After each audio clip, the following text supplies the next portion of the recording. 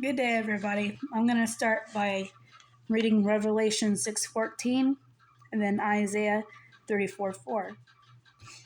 Revelation 6:14 says, "And the heaven was removed as a scroll when it is rolled up, and every mountain and island were moved from their places." Isaiah 34:4 says, "All the host of heaven shall rot away, and the skies roll up like a scroll.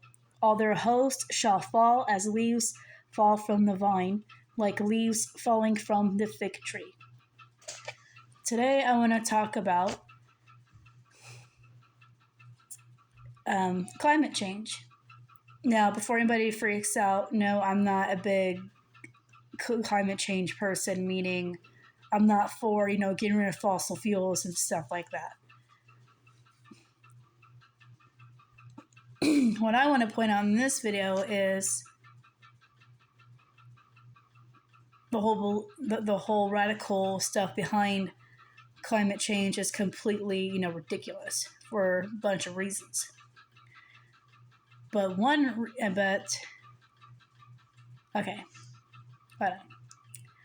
reason is because rather if you go by what it says in the Bible or if you go what the world believes as far as as far as it goes with climate change, either way, the world is going to end, so you can't stop the inevitable either way. But I'm going to read some more scriptures that talks about this, just to show, what it says there, for people to get an idea what it says about in scripture.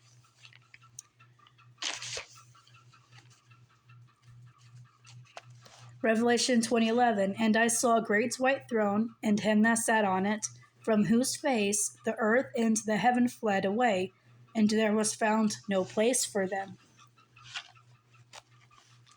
2 Peter 3:7, "But by the same word the heavens and earth that now exist are stored up for fire, being kept until the day of judgment and destruction of the ungodly."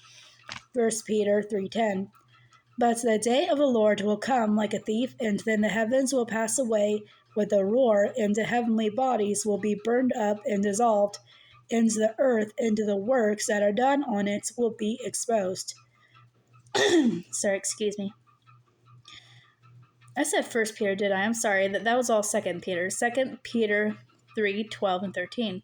"Waiting for and hasting to the coming of the day of God, because of which the heavens will be set on fire and dissolved, and the heavenly bodies will melt as they burn. But according to his promise, we are waiting for new heavens and a new earth in which righteousness dwells."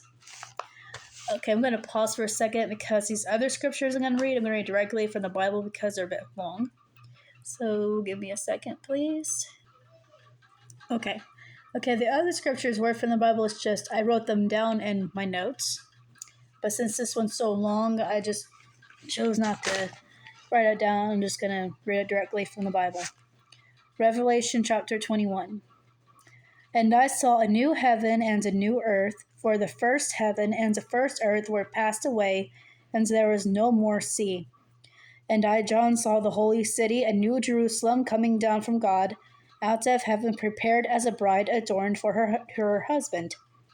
And I heard a great voice out of heaven saying, Behold, the tabernacle of God is with men, and he will dwell with them, and they shall be his people, and God himself shall be with them and be their God.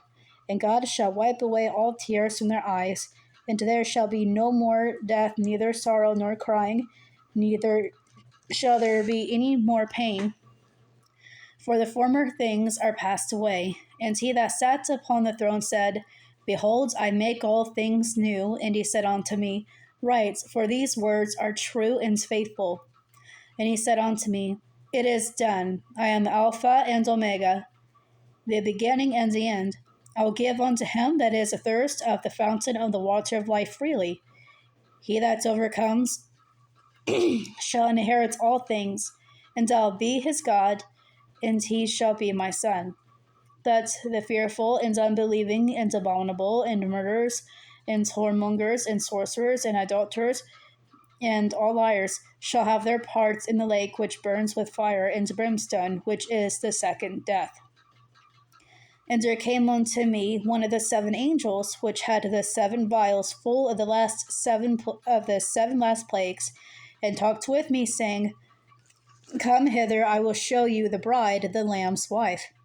And he carries me away in the spirit to a great and high mountain, and showed me that the great city, the holy Jerusalem, descending out of heaven from God, having the glory of God, and her light was like unto a stone most precious, even like a jasper stone, clear as crystal, and had a wall great and high, and had 12 gates, and at the gates 12 angels.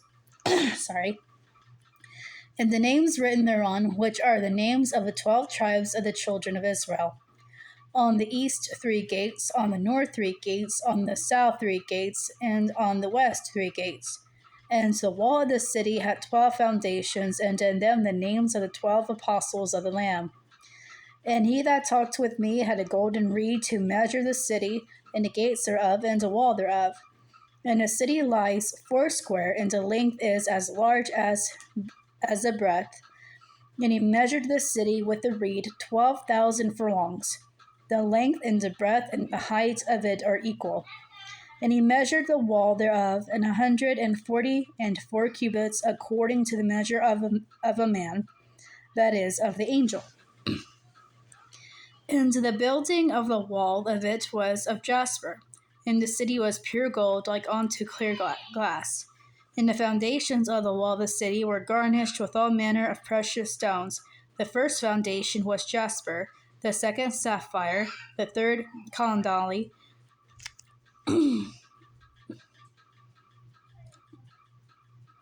I'm sorry if I mispronounced it, the fourth an emerald, the fifth sardonyx, the sixth sardis, the seventh chrysolite, the eighth beryl, the ninth a topaz, the 10th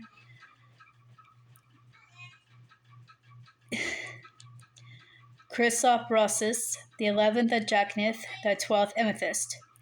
And the 12 gates were 12 pearls, every several gate was of one pearl, and the street of the city was pure gold, as it were transparent glass.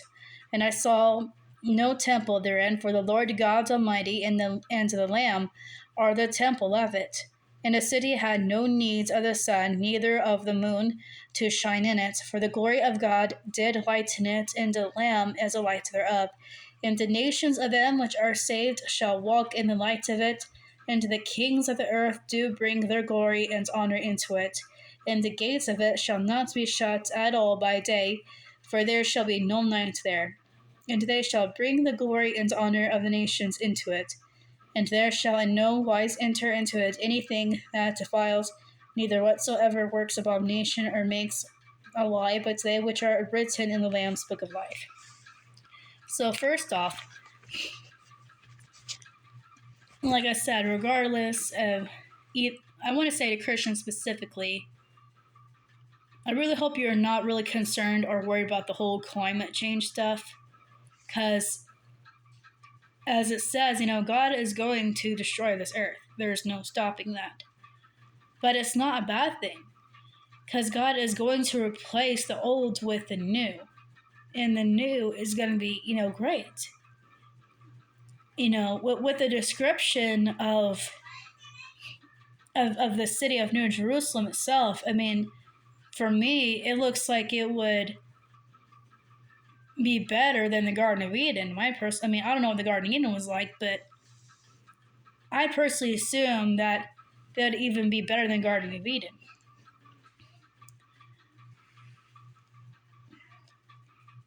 But God making a new earth, a new heaven is a necessary thing.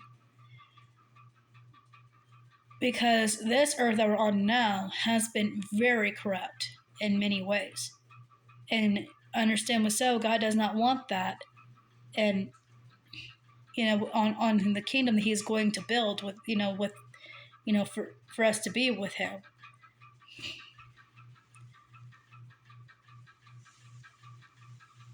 But in saying this, though, I'm not saying that we Christians should not be concerned of that we should. We shouldn't be paranoid or afraid of climate change, but we shouldn't. But that doesn't mean we should not be concerned at all and shouldn't, try to have respect for the earth anyway, because it's still God's earth.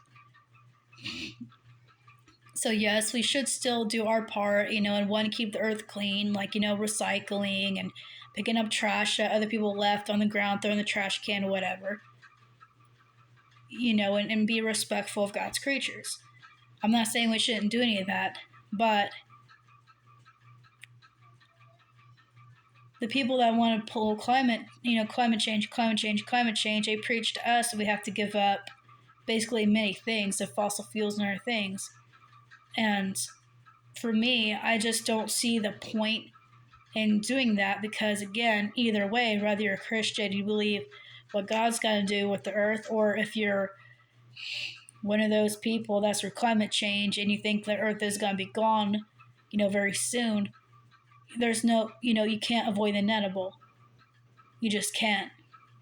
But one thing I want to point out is that for many decades, a lot of people have predicted, the earth is going to be destroyed at this time, and at this time, and at this time. They went from, a new ice age to these famine or to global warming, and now it's called climate change. Greta Thunberg, predicted 5 years ago that, the earth was going to be destroyed basically this year. And we went over that date when she said it was going to be gone, about a week ago? Well, we're still here. The earth has not been destroyed by air pollution like she said it was going to. So I want to say to Christians, we don't be, if for whatever reason, if you are, don't be concerned about climate change. Because again, you're not going to stop the inevitable, for one. And two, they are thinking way too overboard over the whole situation. Because listen, fossil fuels is not what's causing all these problems on Earth. It's not fossil fuels, it's sin. That is what's causing it.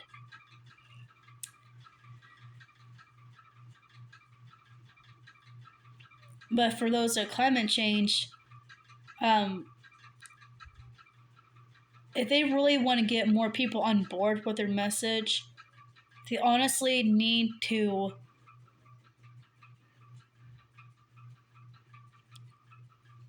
change their tactics.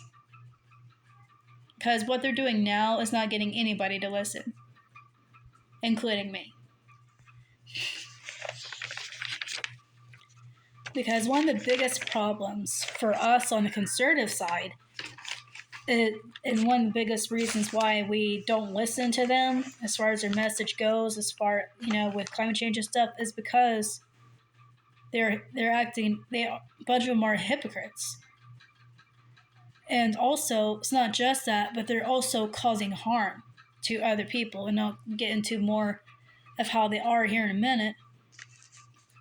And they're trying to force people, to go alongside them. And listen, no matter what group you're in, you cannot force people to believe what you believe. And if you try to, that only pushes people away. And the same is true, for Christian people that try to force, our faith onto other people. It's the same. You cannot force any belief on another person. You can. And with me saying that, I'm not saying that you can't, tell people about your concerns or tell them what you feel, say what you gotta say about the situation. But if the people are not willing to listen, the worst thing you can do is try to shove it down their throat. Because that's not gonna make them want to come in. It's gonna push them away all the more. Now, for our first anniversary, my husband and I went to, go camp at a state park. And at this state park, they did not have any paved roads just yet. It was gravel. And there was two men that had this petition that they wanted people to sign to basically, stop the roads from being paved because they wanted this park to stay as natural as possible. And they didn't scream at us. They didn't try to shove it down our throat. They didn't accuse us of this or that if we decided not to sign their petition or go along with them. They just calmly explained to us what the situation was, gave us the facts, and my husband and I both signed the petition. That's all it takes. All it takes is just to keep cool, keep calm, don't act stupid. Tell them explain to them what you got to explain to them for your cause, and then let that person decide. And if they decide not to go along with your cause, don't act bitter about it. Because if you do and you try to, call them this or that, again, you're just going to cause them to go farther away.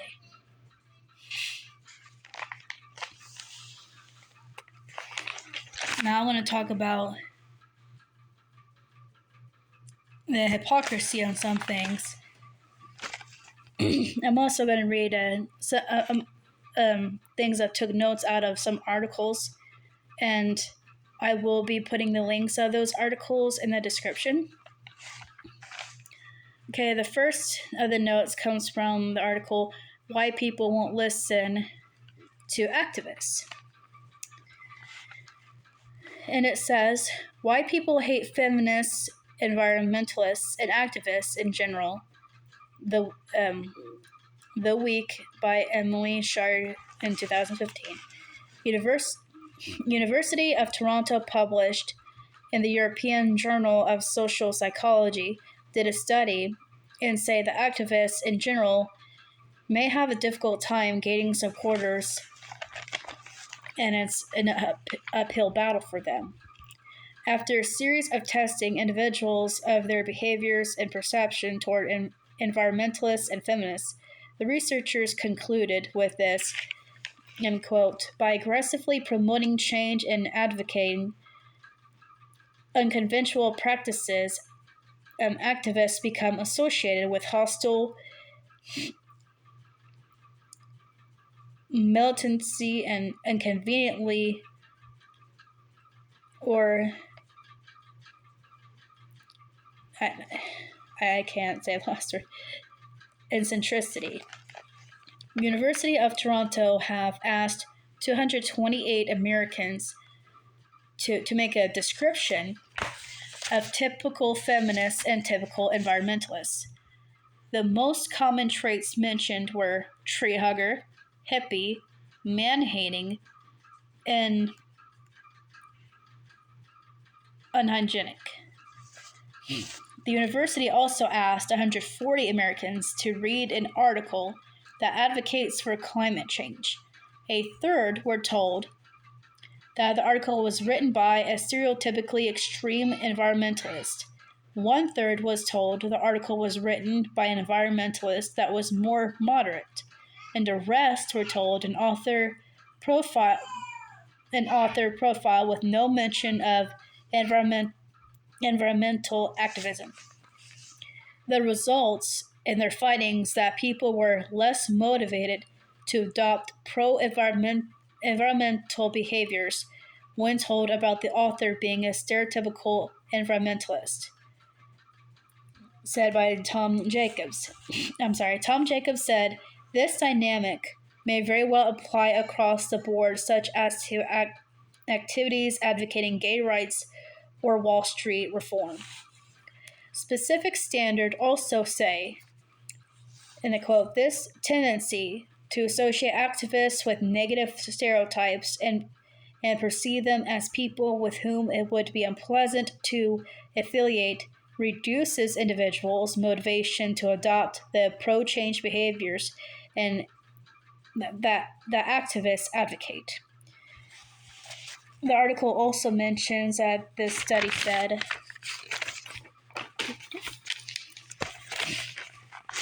the people may be more receptive to advocates who defy stereotypes by coming across as pleasant and approachable. And the example I gave for that is the two men that I mentioned from the state park that my husband and I went to. They did not act crazy. They did not act hateful. They did not, say, you guys are evil, polluting the earth. They didn't do any of that. They just calmly told us, what they was advocating for, why they was against, paving the roads. That they just told us as calmly as possible, just gave us the information we needed, and we both signed the petition. Sadly, though, with that state park, that it did ended up getting paved. I don't know how many signatures those two men have gotten in the petition, but sadly, it did get paved. Okay. AIER, American Institution for Economic Research, Joachim book in 2019. Quote says, "What angers most people about climate activists is not their goals, but their elaborate system of doublethink, their profound cognitive dissonance, and the truly fascinating ability to rationalize their own behavior. They ignore their own seriously harmful actions while praising themselves for the meager and largely coincidental benefits of their climate activism." And there's another. I'm not gonna read what was on the article, but I found one by a woman there's an article called Madeline, or her name is Madeline Somerville. She is a climate change activist, and she was talking about the hypocrisy of those that are on her side, and she was bragging that she got a new car and that she got this and that, and she says, in a way, she says that she does feel like a hypocrite, but then she says it's a delicate balance. And I just found that quite ironic that she calls it that. She admits that she's a hypocrite because she says she's for climate change, and that that she's all about climate change, and that she wants people to stop using fossil fuels or whatever. But she admits that she uses plastic or these materials and stuff, but she calls it a delicate balance. Yeah, it's a delicately balance, their hypocrisy while being preachy, from what I understood. I mean, I'll post article up to, that article up too, so you can read it for yourself. But how I took it is that it's like, even though she recognizes that it is hypocrisy on her part and those like her, it just seems like, in a sense, she's trying to excuse it or trying to put sugar on top of manure by calling it a delicate balance. Now, I wonder if she'd allow a Christian to use that. Like, if a Christian said to her that she was being sinful for smoking, and she turns around and catches him smoking weed, and then the Christian says, well, I use this for stress. It's a delicate balance. I wonder if she would agree with that, or if she would, do the opposite. But I will type, the link to her full article about that as well. I just found it ironic. But I've also watched different times that Piers Morgan, he has talked to, these activists many times. And he constantly tries, to talk to them about their hypocrisy, try to talk to them about how their tactics, angers people more against their cause rather than want them to come to their cause. And their thing is, well, at least we're getting the message out. At least people are talking about it. Yeah, we're talking about it in a negative way. I mean, why would you want someone to talk negative about your cause? Because that does not mean that they're one to help you in your cause. That just means that they don't want to help you. And I have no idea